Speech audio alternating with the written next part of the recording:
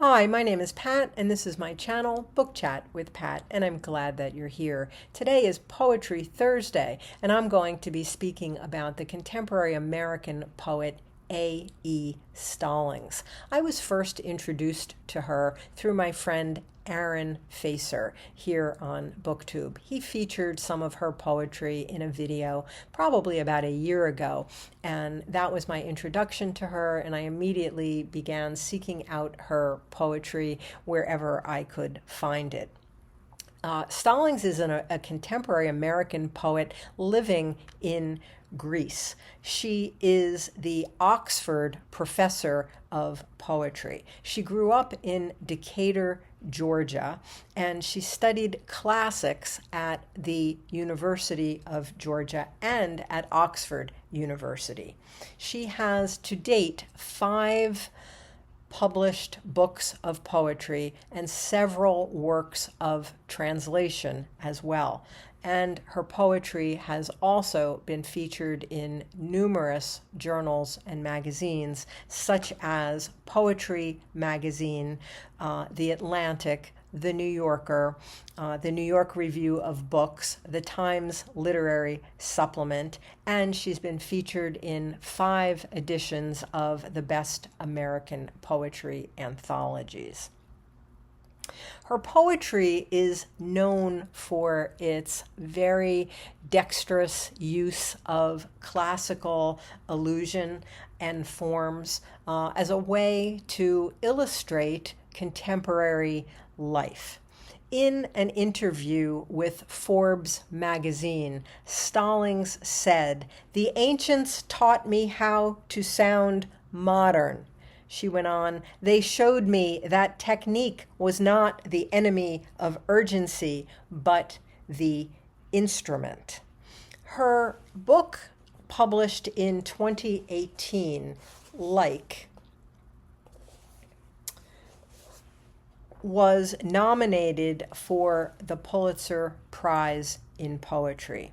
Her collection from 2012, entitled Olives, was nominated for a National Book Critics Circle Award.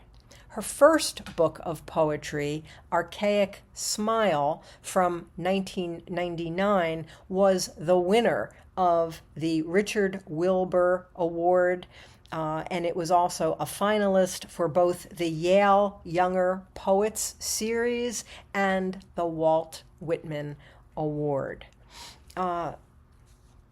She has published numerous works of translation, which have also been acknowledged for several significant awards, and she has translated from Latin, ancient Greek, and also from modern Greek. So, how about some poetry? The first poem that I'm going to read is entitled Fishing, and this is a sonnet that was originally published in Poetry Magazine in 1998. Fishing. The 2 of them stood in the middle water, the current slipping away, quick and cold, the sun slow at his zenith, sweating gold. Once, in some sullen summer of father and daughter, maybe he regretted he had brought her. She'd rather have been elsewhere, her look told, perhaps a year ago, but now too old. Still, she remembered lessons he had taught her, to cast towards shadows where the sunlight fails and fishes shelter in the undergrowth.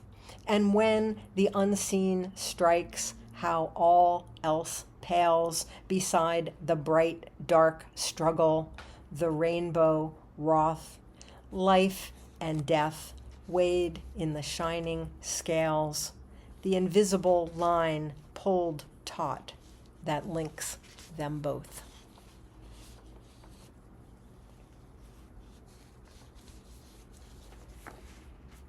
Next, I'd like to read her poem, The Dollhouse, which was published in Poetry Magazine in February 2001. The Dollhouse.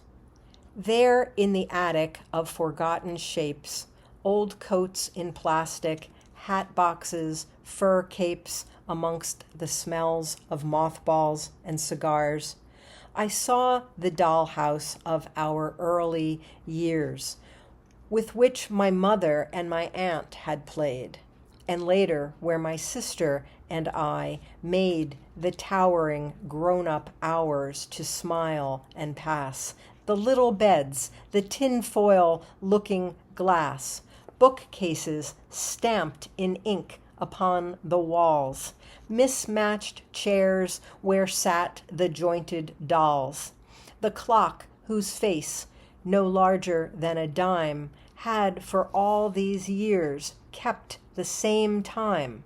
I remembered how we set the resin food atop a table of stained balsa wood, the shiny turkey hollow to the tap, the cherry pie baked in a bottle cap.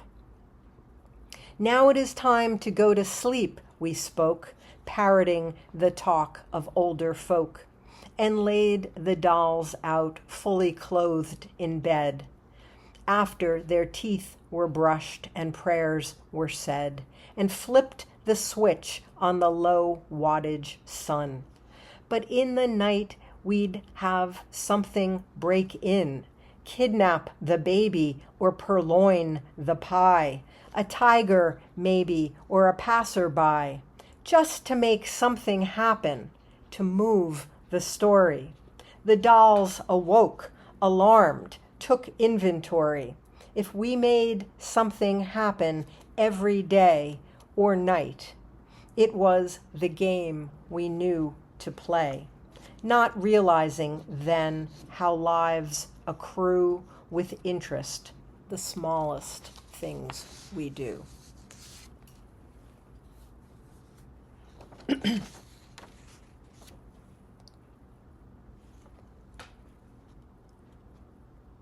Next, I'd like to read The Argument, which is featured in her newest collection called This Afterlife Selected Poems, and this was published in 2022. The Argument. After the argument, all things were strange. They stood divided by their eloquence, which had surprised them after so much silence. Now there were real things to rearrange. Words betokened deeds, but they were both lightened briefly, and they were inclined to be kind, as sometimes strangers can be kind. It was as if, out of the undergrowth, they stepped into a clearing, and the sun, machetes still in hand. Something was done, but how they did not fully realize. Something was beginning. Something would stem and branch from this one moment. Something made them each look up into the other's eyes because they both were suddenly afraid, and there was no one now to comfort them.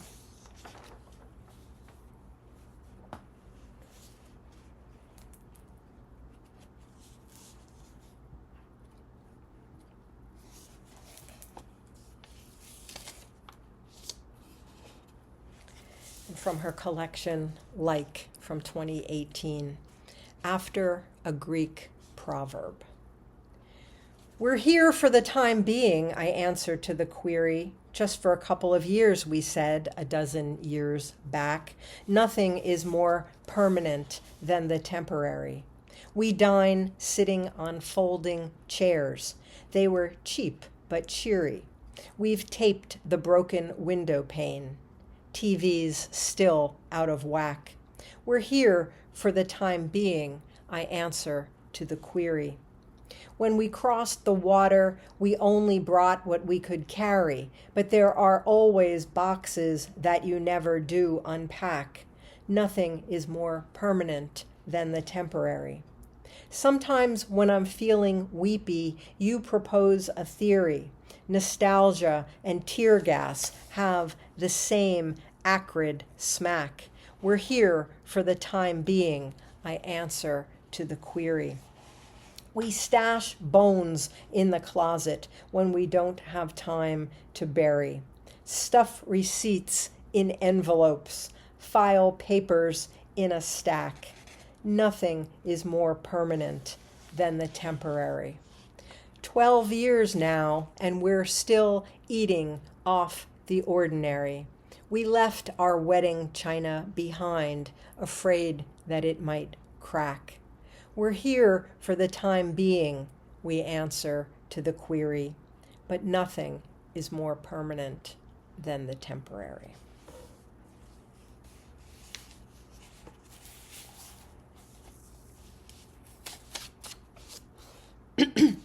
First miracle.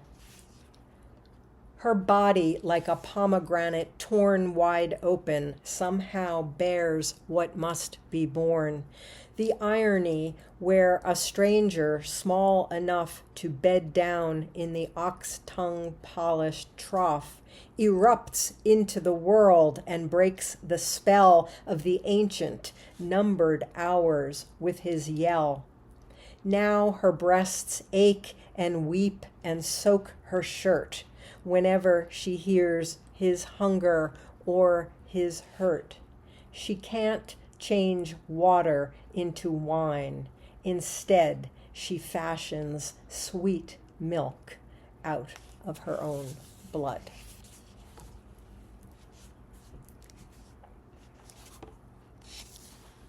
And finally, for Adalanta. Your name is long and difficult, I know. So many people whom we didn't ask have told us so and taken us to task.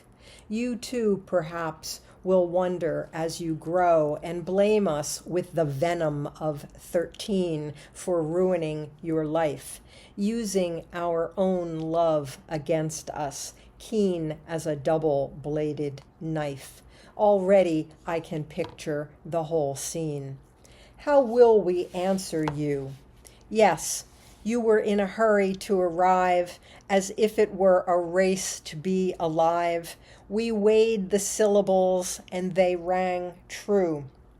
And we were hoping, too, you'd come to like the stories of princesses who weren't set on shelves like china figurines, not allegories, but girls whose glories included rescuing themselves, slaying their own monsters, running free, but not running away. It might be rough, singled out for singularity. Tough. Beauty will be of some help, you'll see. But it is not enough to be nimble, brave, or fleet. O apple of my eye, the world will drop many gilded baubles at your feet to break your stride. Don't look down. Don't stoop to scoop them up. Don't stop. So that's just a little bit about the American poet A.E. Stallings. As always, I thank you for watching. I hope that you're doing well. I'll speak with you again soon. Take care.